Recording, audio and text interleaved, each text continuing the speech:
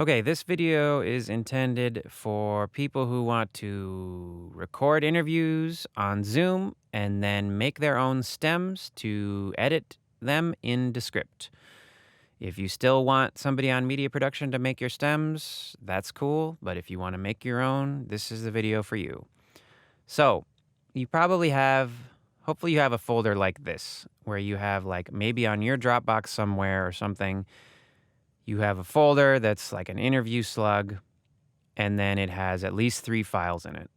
You have a file that your host recorded, a file that your guest recorded, like on their cell phone, and then a Zoom backup. You might have 2 Zoom files if you have your Zoom set up to split track for each guest. This procedure is the same whether you have 1 or 2 or more, whatever the deal is.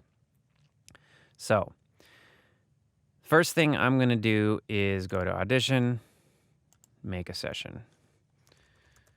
Call it your interview slug. Put it in the same place where your audio is. Template none, 2448, stereo, that's all fine. Okay. All right. This next part is sort of optional. It's just how I like to organize my files. I'm going to close this because I don't like having a nested folder here with the same name as the parent folder. So I'm just going to cut that out, Control X or Command X, and paste it out here and get rid of that folder. Just I want everything to be in the same place.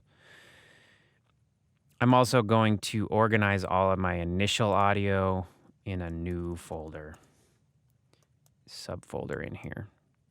Just keep things clean. Okay, now back to the action. Going to reopen that and can start dragging stuff in here. If you drag it in, if you press the Alt or Option key, Audition will spread it out across multiple tracks instead of putting everything on the same track, depending on your particular Audition preferences.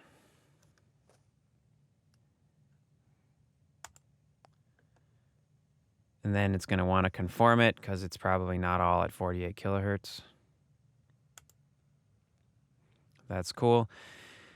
In the meantime, while Audition does this conform step, we can get our sessions sort of organized for the next part. In 99% of the cases, you're going to want mono stems because you just have a single microphone and a single voice. And if you had stereo stems, the files would just be twice as big as they needed to be for no good reason. All these tracks in here right now are stereo because that's how Audition defaults when you do a none, the template none. So I'm going to add a couple of mono tracks for my stems. We got 2 mono audio tracks. You're going to want to name them whatever you want the stem to be named later. Host, guest. And then the way I like to organize it is to put the Zoom file in between them. We're going to put the guest file on the guest track, host file on the host track. The Zoom file or files here, if you have more than one, you just put them on a track in between your stem tracks. I'm going to delete all these empty tracks.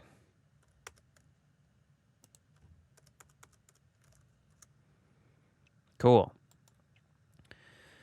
Now I'll be back when those are done converting. And we're done. First step here is that I'm going to eyeball the levels a little bit. Don't need to do anything more detailed than just sort of generally what looks good. And by what looks good, if you want a number to check, just solo one of them and play a little bit. And if you're in the 9 to 15 area, I guess I was a little bit above 9 there, but 9 to 15 area, it's good enough. All right. Don't sweat the levels too much. Just ballpark it. Now we have to actually do the work of lining these up. This is probably the only semi-difficult part of this. You just have to basically find where these line up. And if you weren't present for the interview, like I usually am not, this is just pure guesswork until you get lucky.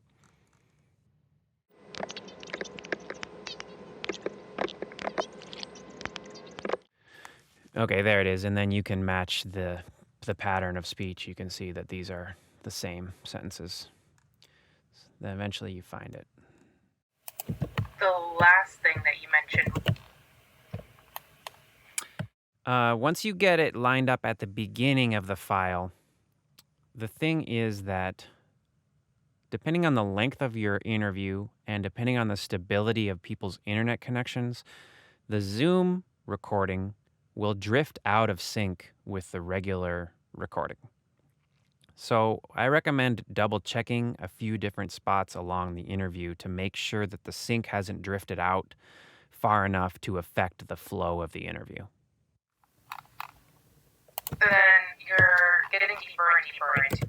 You can hear that they're not perfectly in sync. You can see that they're not perfectly in sync anymore. But that's only, that's a fraction of a second. So that's probably not enough to affect it, but it will compound over time. Okay, I just heard the honking, but I guess imagine like the emotional. Yeah, I mean, pretty minor discrepancies here.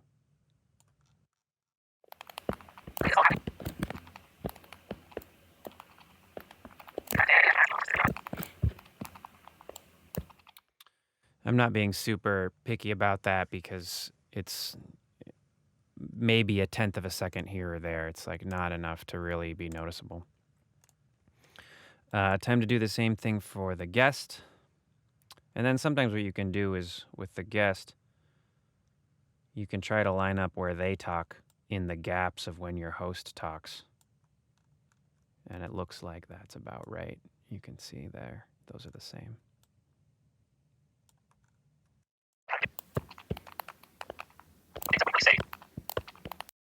Okay, I'm going to double check a few spots to see if the sync drifted.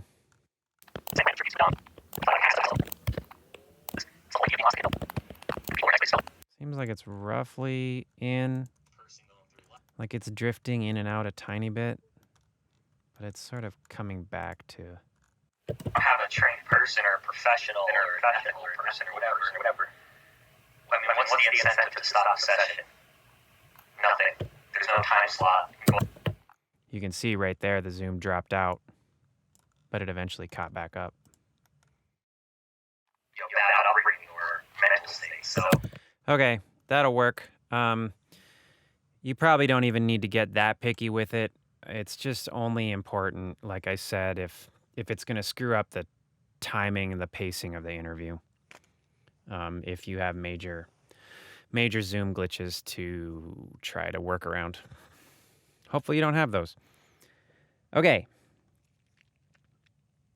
One other thing that you can do here when you're editing these together is let's pretend that after the guest shut off their phone recording, they kept chatting on Zoom for a minute, and maybe they said something cool that you want to use. You're going to want to get that in your stem at this point. It's clearly not the case in this interview, but if there was more content here on the Zoom file that I wanted to use, just like get that onto the stem if you think you might want to use it. Now, of course, the quality will change between the iPhone quality and the Zoom quality, but if you really want to use it, you're going to want to get it here at this point.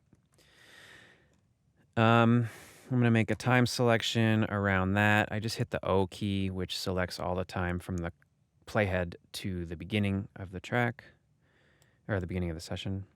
And then I'll set the in point. I'll just have it start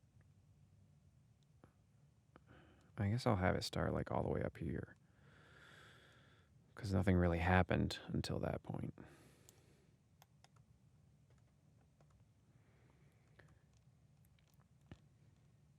Okay, so that's the time that we want to bounce. You could just, of course, export the entire session. Sometimes you might want to dial in exactly where you want it to start and end. So I'll do the time selection that I just selected. And this is the most important part. You're going to hit this little change button here. And instead of bouncing a stereo mix of everybody, we want an individual host track and an individual guest track. So just check those two boxes. And it should say time selection or entire session here, depending on what you have. Now you'll see it has host and guest here. It's changed the sample type to mono because they're mono tracks. That's cool. I'm going to get rid of this word mix down, because what's actually going to happen is it's going to add an underscore and then it's going to add the track name on the file. Double check your save location. I just have it going into that same folder and hit OK. I'll be back when this is done and we'll look at the final product. Okay, here we are. Host file. Looks good. Guest file. Looks fine. And they're both in the folder. Ready for Descript. They should both be the same length and size. Sweet.